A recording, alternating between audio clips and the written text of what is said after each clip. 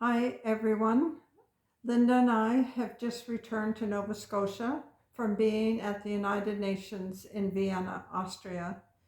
We were at a session whereas the UN deals with crime prevention and trying to gain access for everyone to fair justice systems. And when we were there, Canada made a statement that Linda and I were listening to, and I got very upset because their statement was talking about the fact that they wanted to have uh, people who were victimized at the center of the justice system.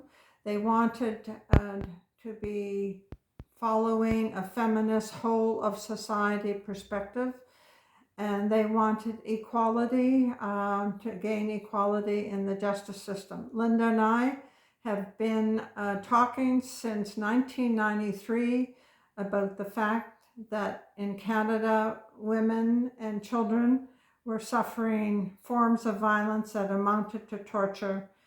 And regardless of the activism we do, Canada continues to dismiss that the torture of Canadian women and children and some men is occurring.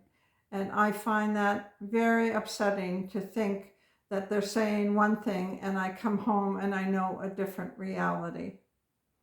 Now, the positive is that there was a side event about reimagining the definition of torture to include women and girls, and it was a very powerful event.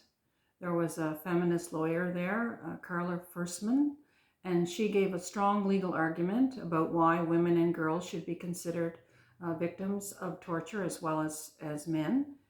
Uh, Non-state torture, which is mostly in the family or in human trafficking or prostitution and pornography.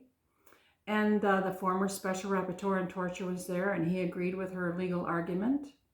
Um, there was lots of students in the audience that thought it was a great idea.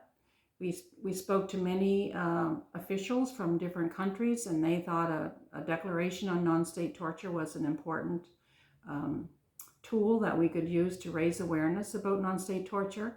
So Canada is eventually going to have to come to the reality that we're going to have to change our criminal code and include non-state torture as a crime in our country's criminal code. That day will come.